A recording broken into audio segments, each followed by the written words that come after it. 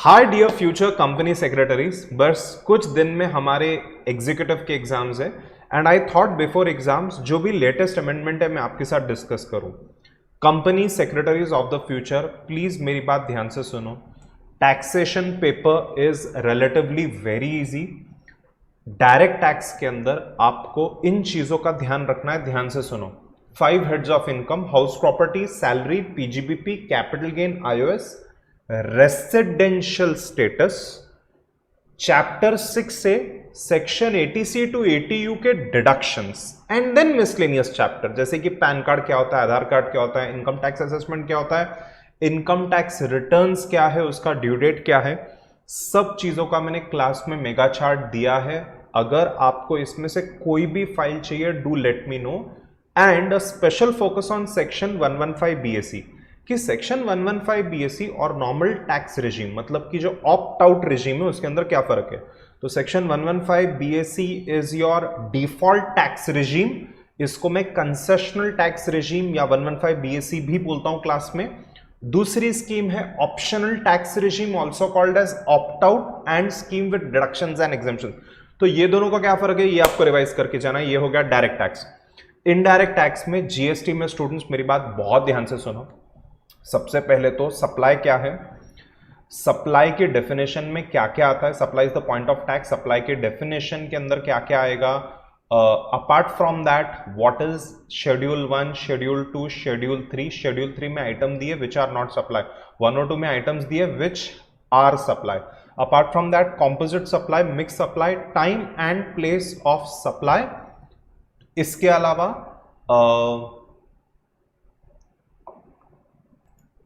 Transaction value, transaction value का competition कैसे करना है। Input tax credit, input tax credit का सीक्वेंस क्या है, आप लोग को याद आ रहा है। वो एसजीएसटी सीजीएसटी के साथ नॉक ऑफ नहीं हो सकता, सीजीएसटी एसजीएसटी और यूटीजीएसटी के साथ नॉक ऑफ नहीं हो सकता। आईजीएसटी यूनिवर्सल है तो सबके साथ नॉक ऑफ होता है। पहले आईजीएसटी इनपुट क्रेडिट एडजस्ट करना है, बाद में दूसरा करना है। So all of these things. Apart from that E way bill, invoicing provisions, registration. तो ये सारे जीएसटी के इंपॉर्टेंट एरियाज है, पक्का रिवाइज करके जाना। मेरे पास यूट्यूब के लेक्चर्स है, यूट्यूब पे रिविजन्स है, अगर आपको लिंक्स नहीं मिल रहे डू पिंग मी। जीएसटी के बहुत सारे क्वेश्चंस मैंने सॉल्व किए हैं, यूट्यूब का सेशन है, लिंक नहीं मिल रहा तो प्लीज मुझे बताओ। जीएसटी के अपडेटेड नोट्स नहीं है, please ping me, I will share it to you for free. Apart from this everyone, customs के अंदर प्रैक्टिकल क्वेश्चन, अभी कस्टम तो एक ही एरिया है तो उसके अंदर सारे इंपॉर्टेंट पॉइंट्स पढ़ने और प्रैक्टिकल क्वेश्चन पढ़ने हैं। तो इस तरीके से पढ़ के जाओ, things are gonna be very very easy for you. ना ये जो हमारे 2026 एग्जाम्स है ना एवरीवन, 2026 एग्जाम्स के अंदर याद रखना हमारा प्रीवियस ईयर 25-26 है और हमारा असेसमेंट ईयर 26-27 है, which is applicable for both June 2026 as well as December 2026 exam. इसके अमेंडमेंट्स का मैंने आपके सामने चार्ट बनाया and even while teaching you right now मैं चार्ट को, ये जो नोट्स है मेरे, इसको अमेंड करते रहूंगा। सबसे पहले क्या क्या अमेंडमेंट्स है डियर स्टूडेंट्स, ध्यान से सुनो। जो सेक्शन 115 बीएसई का पुराना स्लैब है वो स्लाइटली चेंज किया है। पुराना नहीं बताऊंगा, नहीं तो पुराने फिगर्स बताए तो फिर वही ध्यान में रहते हैं। So I am teaching you only the new figures. ध्यान से सुनो। अब आपका स्लैब शुरू होगा 4 लाख पे, 4 लाख तक nil. Now this is very easy, 4 का टेबल आपको बोलना है। तो 4 to 8, 8 to 12, 12 to 16, 16 to 20, 20 to 24, 4 का टेबल है। Alright, and sequentially rate increase हो रहा है। 5%, 10%, 15%, 20%, 25%, 30%। लास्ट ईयर में ऐसा नहीं था, बीच में एक रेट खाया हुआ था, मैं वो सब मेंशन नहीं करूंगा, फिर गलत बातें दिमाग में रहती है। So I am being very positive right now, only telling you what are the new rates. Alright, तो कंसेशनल टैक्स रिजीम के अंदर आपको डिडक्शंस और एग्जेम्पशंस नहीं मिलते, बट एक चीज आपको याद रखनी है, जैसे कि सैलरी के अंदर आपको स्टैंडर्ड डिडक्शन मिलेगा, वो भी एनहांस्ड मिलेगा, भी 75,000 का मिलेगा, वो सब मैं आपको आगे बता रहा हूं। तो ये टैक्स स्लैब ठीक है। पुराना टैक्स स्लैब मतलब कि ऑप्ट आउट स्कीम का टैक्स स्लैब वही सेम रहा है। Up to 2,50,000 nil, 2,50,000 to 5 lakh 5%, which tantamounts to 12,500, 5 lakh to 10 lakh is 20%, tantamounting to 1 lakh, और 10 लाख के ऊपर 30% का रेट। ओके, तो ये सेम रहा है। इसमें याद रखना सिर्फ रेसिडेंशियल स्टेटस पढ़ के जाना, उसके रिवीजन लेक्चर है। अगर कुछ भी डाउट है, नहीं मिल रहे, मुझे बताओ, मैं आपको रीसेंड करूंगा। All students who are watching this video, residential status का सॉरी रेसिडेंट सीनियर सिटीजन का क्या स्लैब है मुझे बताना, 3 लाख। अगर नॉन रेजिडेंट सीनियर सिटीजन है तो याद रखना ये 3 लाख का बेनिफिट उसको नहीं मिलेगा। तो स्टूडेंट्स इस पे ट्रिकी क्वेश्चंस आते हैं, मैं फिर से बता दूं, अगर नॉन रेजिडेंट सीनियर सिटीजन है तो उसका स्लैब 2,50,000 पे शुरू होगा। सिर्फ resident senior citizen 60 years to 79 years इनका स्लैब 3 लाख से शुरू होता है। जो रेजिडेंट सुपर सीनियर या वेरी सीनियर भी हम इसको बोलते हैं, मतलब 80 प्लस लोग, इनका स्लैब 5 लाख पे स्टार्ट होता है। इफेक्टिवली ये जो सुपर सीनियर रेजिडेंट्स है इनका 5% ब्रैकेट हट जाता है, तो इनका टैक्स ब्रैकेट शुरू होता है 20% से। ऑलराइट, बाय द वे इस सबके रिकॉर्डिंग्स, ये पूरे चैप्टर के रिकॉर्डिंग, ये पूरे चैप्टर का revision lecture, everything I have, if you don't have it do let me know, मैं आपको आपके साथ शेयर करूंगा। मैं आगे चला गया। नाउ ध्यान से सुनो, जो रेसिडेंट इंडिविजुअल्स है अंडर डिफॉल्ट स्कीम, उनका रिबेट है 12 लाख तक जीरो टैक्स। कैसे क्या? 12 लाख तक इनको 60,000 का रिबेट मिलेगा, और अगर आपका ऑप्ट आउट या ऑप्शनल स्कीम है तो 5 लाख तक नो टैक्स, 5 लाख तक आपको रिबेट मिलेगा 12,500। ओके, सरचार्ज अगर आप डिफॉल्ट स्कीम का देखोगे सेक्शन 115 BAC, तो इंडिविजुअल HUF AOP एक्सेट्रा इनका up to 50 lakh no surcharge, 50 lakh के ऊपर 10% सरचार्ज, 1 करोड़ के ऊपर 15% सरचार्ज, 2 करोड़ के ऊपर 25% सरचार्ज। और अगर आप ऑप्ट आउट स्कीम देखोगे तो यहां पे 37% सरचार्ज का ब्रैकेट है। So up to 50 lakh no surcharge, 50 lakh के ऊपर 10%, 1 करोड़ के ऊपर 15%, 2 करोड़ के ऊपर 25% और 5 करोड़ के ऊपर 37%। तो याद रखना ये जो 37% सरचार्ज है this is only for opt out scheme, default scheme में 37% का रेट नहीं है। Apart from that various other income tax के रेट्स मैंने यहां पे लिख लिए हैं, आप इसको पक्का जरूर रिवाइज करके जाना।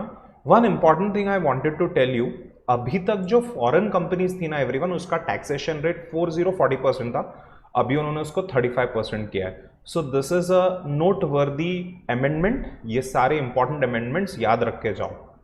ओके, सो दीज अमेंडमेंट्स हो गए, ये रहे बेसिक्स के, मतलब कि चैप्टर नंबर 1 के अमेंडमेंट्स। मैंने मेरे गोल्डन मेगा चार्ट में भी अमेंडमेंट डाले हुए हैं, साथ में जो अमेंडमेंट की बुक आपके लिए बनाई उसमें भी डाले हैं। और हाँ, जो हेल्थ और एजुकेशन सेस है ये 4% ही है। Okay, so I think this chart which I have made, all the students love this chart. तो ये पूरे चार्ट के अंदर ना सारे लेटेस्ट टैक्स रेट्स आ जाते हैं, ये चार्ट को आप रेफर करके जाओ।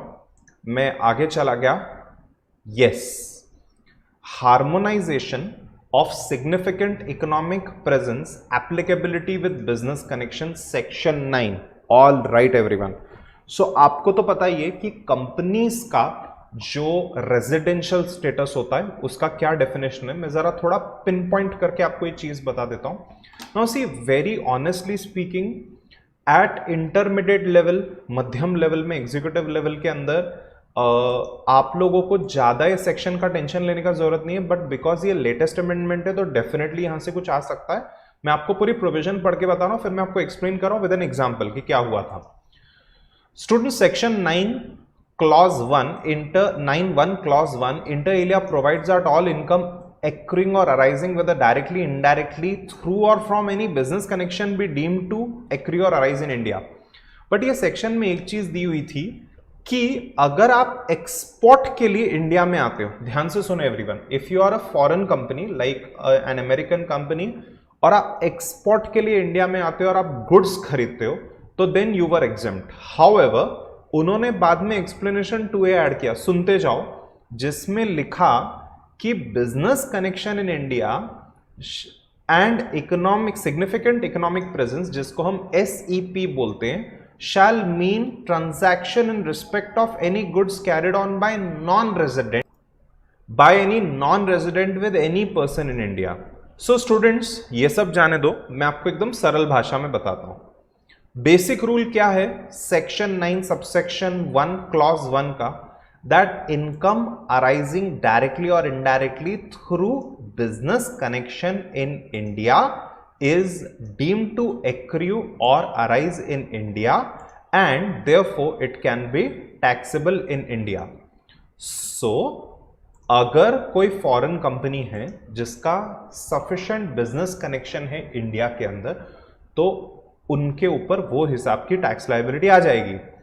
बट एक्सपोर्ट परचेजेस को हमने एक रिलीफ दे के रखा था, that if non resident comes to India for purchasing goods in India. ध्यान से सुनो, मैं नॉन रेजिडेंट हूं, I am an American company, I come to India for purchasing goods in India ताकि मैं उसको एक्सपोर्ट कर सकूं, तो ये activity will not be taxable income in India. Okay, ऐसा हमें प्रोटेक्शन था.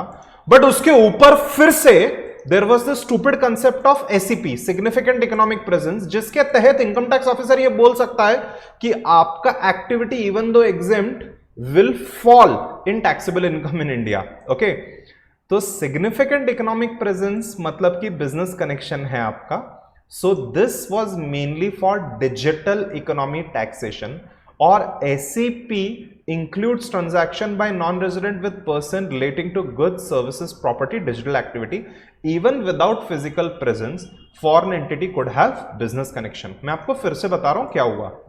Everyone, गवर्नमेंट ने पहले बोला कि अगर आप इंडिया में आते हो और आप गुड्स परचेस करते हो for the purpose of export, तो देन आपका इंडिया में टैक्सेशन नहीं होगा. बट उसके ऊपर एसीपी का कंसेप्ट भी था.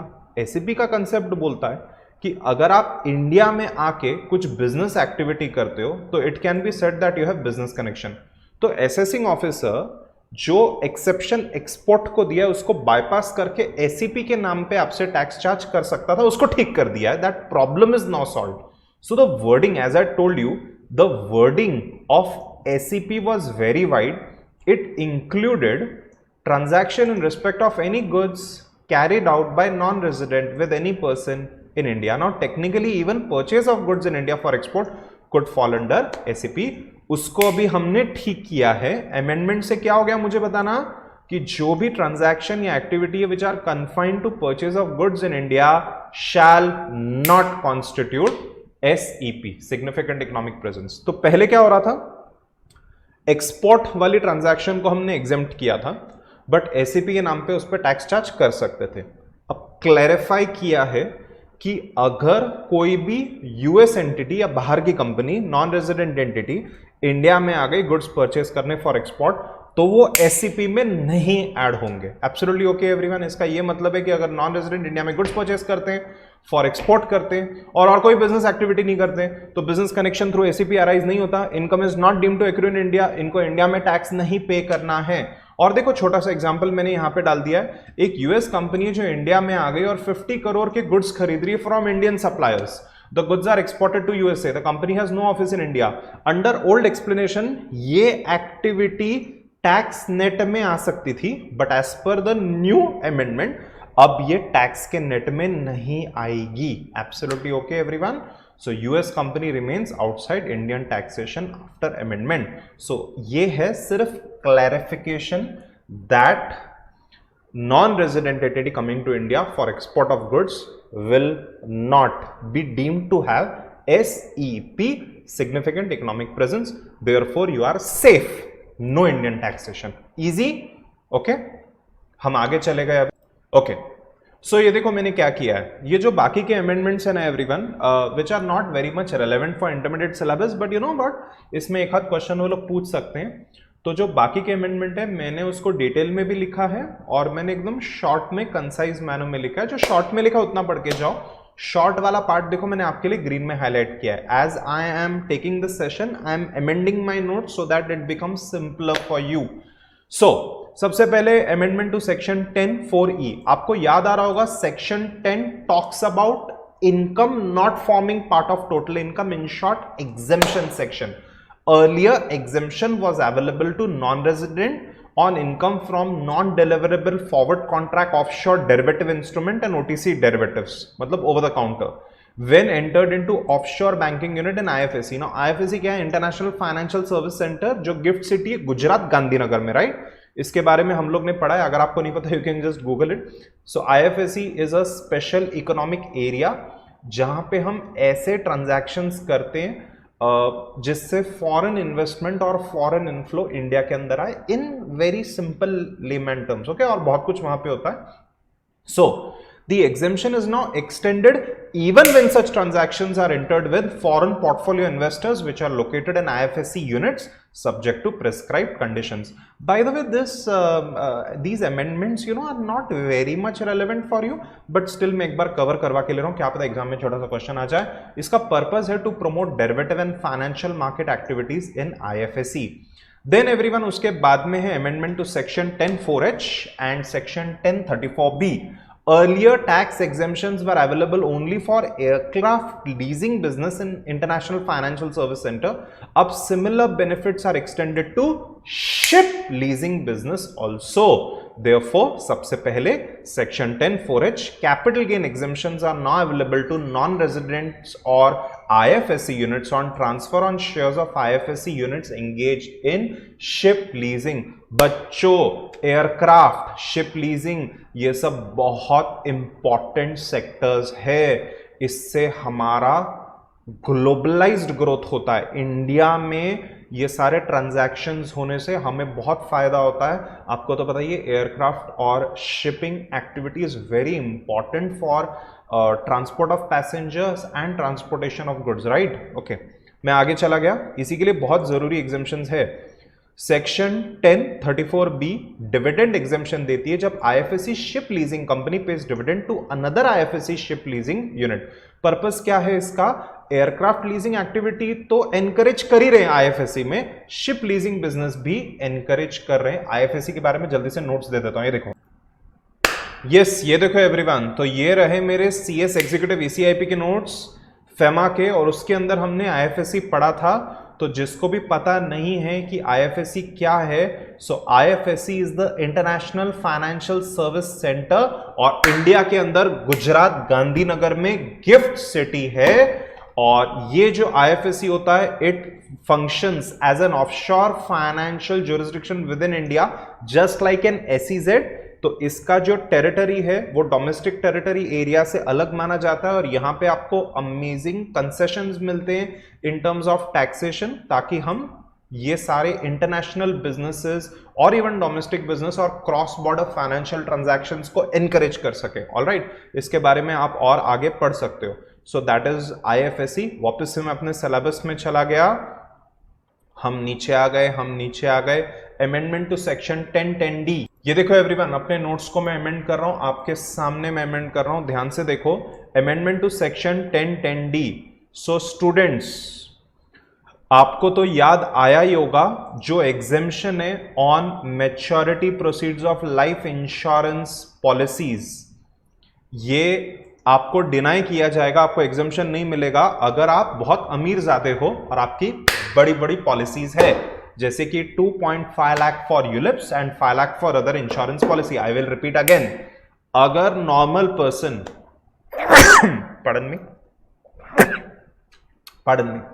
अगर नॉर्मल पर्सन जो एक हम्बल मिडिल क्लास पर्सन है, वो यूलिप में इन्वेस्ट करता है, तो यार वो 2.5 लाख के ऊपर का प्रीमियम नहीं देता. यस और नो? मुझ जैसे नॉर्मल लोग देखो 1 लाख रुपया प्रीमियम हम देते हैं. Just kidding.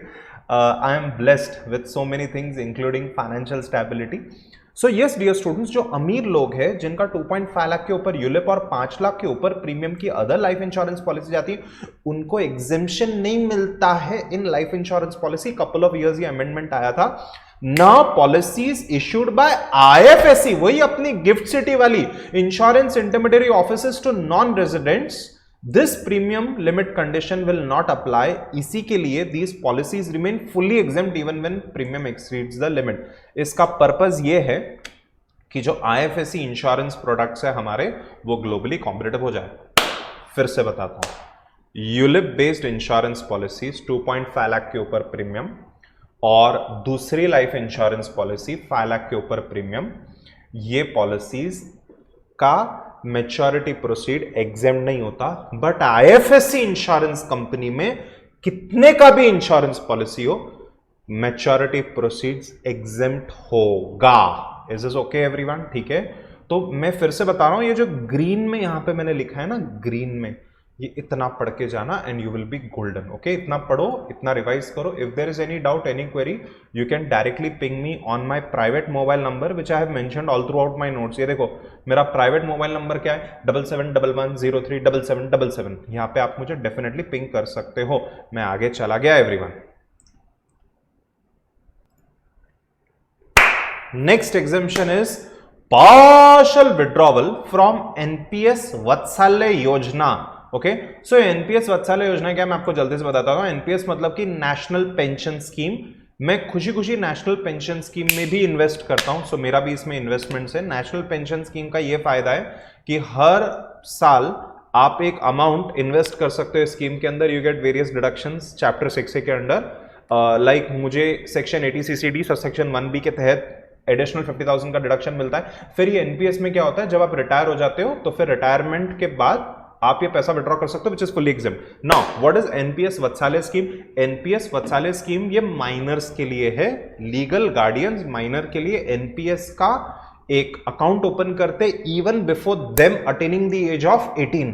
तो उसके पहले से एनपीएस के अंदर पैसा जमाना शुरू हो जाता है और फिर माइनर ये पैसे को कैसे यूज कर सकता है, रिटायरमेंट के बाद, right. But NPS Vatsalya scheme now allows partial withdrawal from minors account. Why? Education, specified illness or disability, which will be tax exempt. Partial withdrawal will be exempt in the hands of parents, guardian. Awesome ना? देखो बच्चों, जो retirement schemes होती है ना, इसमें से पैसा विड्रॉ करते हैं तो एग्जेम्प्ट होता है रिटायरमेंट के टाइम पे।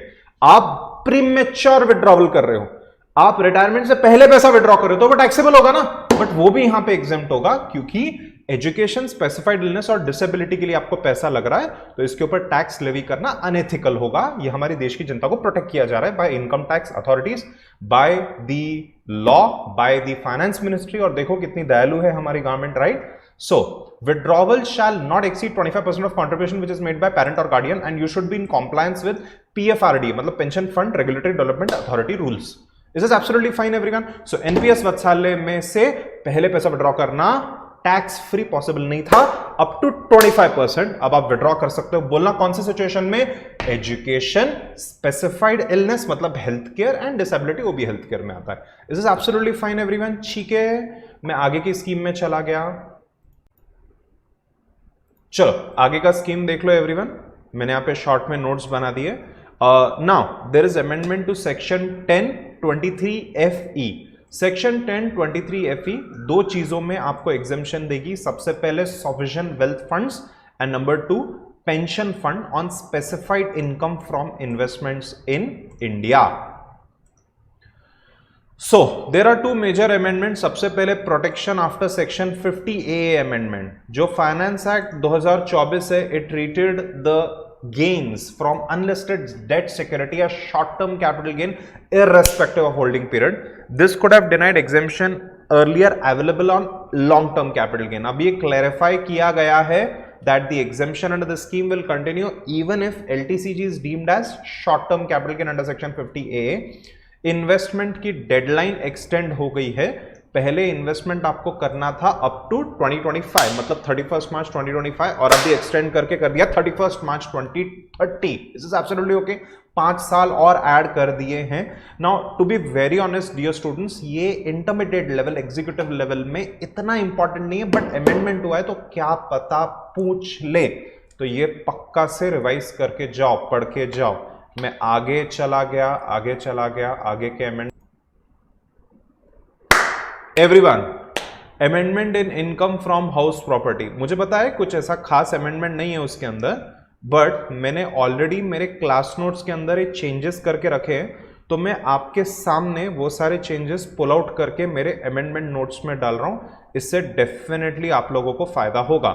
सो नाउ लिसन टू मी। देखो आपके सामने मैंने यहाँ पे डाल दिया इनकम फ्रॉम हाउस प्रॉपर्टी वाले अमेंडमेंट, और फॉन्ट भी मैंने ठीक कर दिया। इससे थोड़ा सा ये सेशन भी इंटरेस्टिंग हो जाता है, नहीं? हाउस प्रॉपर्टी के अंदर क्या क्या अमेंडमेंट्स हैं स्टूडेंट्स?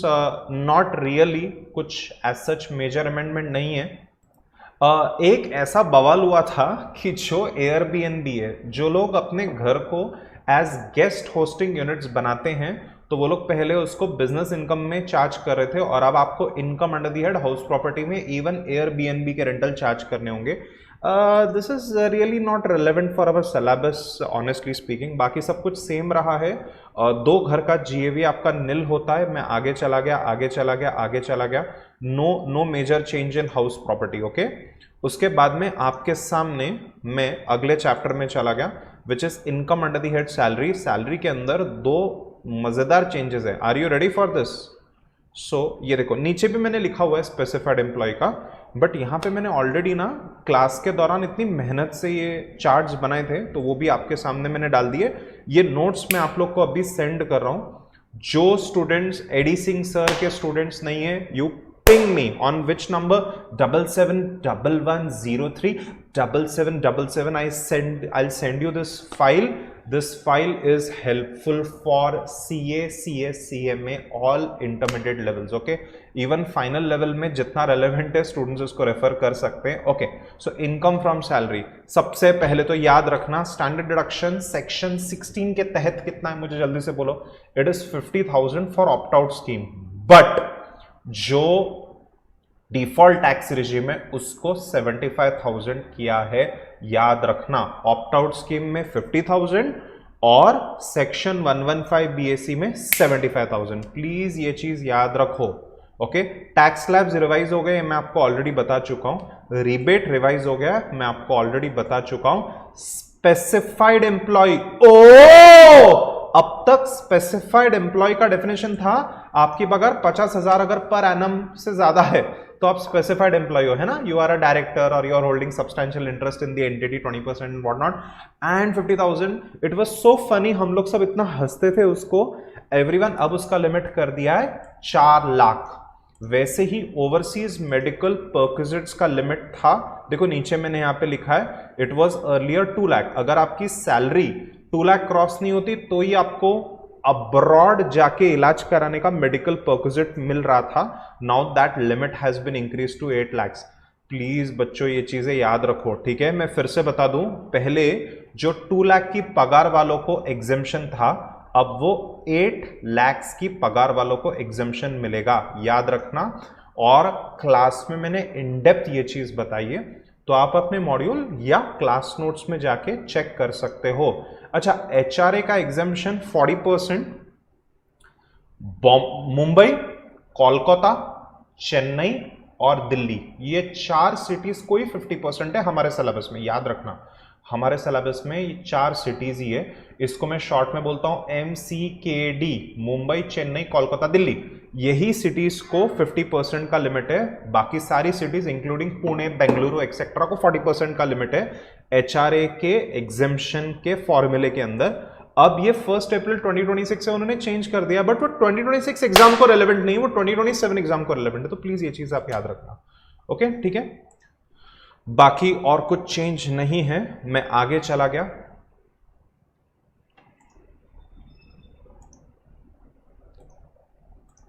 पीजीबीपी में आ गया आपके सामने। यस, मैंने चार्ट कॉपी पेस्ट कर दिया मेरे क्लास नोट से।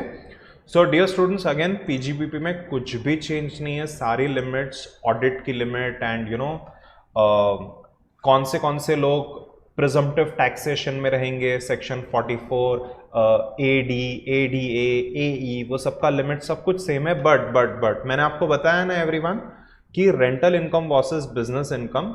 सो पहले लोग क्या कर रहे थे, एयरबीएनबी वाले जिनकी प्रॉपर्टी थी, जो उन्होंने लेट आउट कर रहे थे लोगों को for the purpose of tourism, तो वो लोग पहले पीजीबीपी क्लेम कर रहे थे और बहुत सारे डिडक्शंस क्लेम कर रहे थे। अब हमारी गवर्नमेंट ने बोला नो नहीं चलेगा, हाउस प्रॉपर्टी में उसको क्लासिफाई करो, इनकम फ्रॉम हाउस प्रॉपर्टी, उसके अंदर स्टैंडर्ड डिडक्शन 30% ले लो और उसके अंदर इंटरेस्ट ऑन बोरोड कैपिटल ले लो, बाकी और कोई डिडक्शन आप नहीं ले सकते।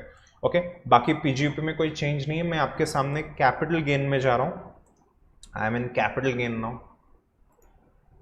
या सो कैपिटल गेन के अंदर एवरीवन सिर्फ एक ही छोटा सा चेंज है कि पहले अंडर सेक्शन 115 QA कंपनीज को बायबैक पे टैक्स पे करना पड़ रहा था, और अब बायबैक के ऊपर टैक्स कंपनी नहीं, शेयर होल्डर पे करेंगे। शेयर होल्डर कैसे पे करेंगे, अगर मान लो मैंने शेयर्स खरीदे 1 लाख के और कंपनी ने शेयर्स बायबैक मतलब परचेज बैक कर लिए, right. Buyback is nothing but redemption of equity shares. जो प्रेफरेंस शेयर को रिडेम्पशन होता है वो इक्विटी शेयर्स को बायबैक होता है, मतलब कंपनी अपने शेयर्स वापस ले लेती है ताकि ओवर कैपिटलाइजेशन कम हो जाए एंड व्हाट नॉट। ये लॉ में हम पढ़ चुके हैं। तो स्टूडेंट्स बायबैक में अगर आपने 1 लाख के शेयर्स कंपनी को 1,60,000 में दिया तो 60,000 इज कैपिटल गेन और ये टैक्स शेयर होल्डर पे करेगा. This is absolutely fine. So that is the only major change in capital gain and in IOS. बाकी आप देख सकते हो there is no change. Absolutely fine. मुझे एक बस चीज पॉइंट आउट करनी थी फैमिली पेंशन की कि फैमिली पेंशन का 1/3 डिडक्शन या 15,000 विच एवर इज लोअर होता है, बट अगर आप डिफॉल्ट टैक्स रिजिम में 115 BSE तो वो 25,000 है. I have seen some students make this error. तो जरा ना ये वाले जो नोट्स मैंने यहाँ पे अटैच किया अभी आपके सामने सिखाते सिखाते ये भी जरा एक बार गो थ्रू कर लो. और एक छोटा मोटा डिडक्शन है. सबसे पहले तो सेक्शन 80 CCA. सेक्शन 80 CCA को हमने अमेंड किया है कि जो भी विड्रॉवल करते हैं नेशनल सेविंग स्कीम मतलब NSS से which are made on or after 29th August 2024 from old national saving scheme deposits which are made before 1st April 1992 including accrued interest will be fully exempt from tax. Okay, so इससे ambiguity हट जाती है आपकी. जो पुरानी old NSS balances है वो schemes जो डिसकंटिन्यू हो रही है उसके ऊपर विड्रॉवल के ऊपर आपको टैक्स एग्जेम्पशन मिल रहा है. And one of the last amendments everyone, one of the last मैंने बोला है, ज्यादा एक्साइटेड मत हो जाओ और कपल ऑफ अमेंडमेंट्स बाकी है. वन ऑफ द लास्ट, ऐसा मेरी आदत है आपको एनकरेज करने के लिए. Okay, so again everyone, NPS Vatsalya scheme जैसे मैंने आप लोग को बताया ये स्कीम माइनर्स के लिए. मैं फिर से बता दूं माइनर्स के लिए आप एनपीएस के अकाउंट खोल सकते हो as legal guardians even before the child is 18 years of age. Child जब 18 साल का हो जाएगा तो एनपीएस अकाउंट उसके नाम पे हो जाएगा, फिर चाइल्ड उसके अंदर इन्वेस्टमेंट कर सकता है. याद रखना कि एनपीएस के टियर 1 के अंदर अगर आप इन्वेस्टमेंट करते हो तो आपको 50,000 एडिशनल बेनिफिट मिलता है under section 80 CCD subsection 1B, thereby making the overall deduction under section 80C, 80 CCC, 80 CCD etcetera. ये सारी सेक्शंस का मिला के 1.5 लाख का लिमिट के बारे में तो हमें पता ही है, प्लस एनपीएस का एडिशनल 50,000 आ जाता है जिसके अंदर एनपीएस वत्सल्य स्कीम मतलब बच्चों वाली स्कीम भी ऐड होती है. Is is absolutely fine everyone. Okay, 50,000 का आपको एडिशनल डिडक्शन मिल जाएगा, प्लीज नोट. ठीक है, तो बस वही यहां पे दिया हुआ है.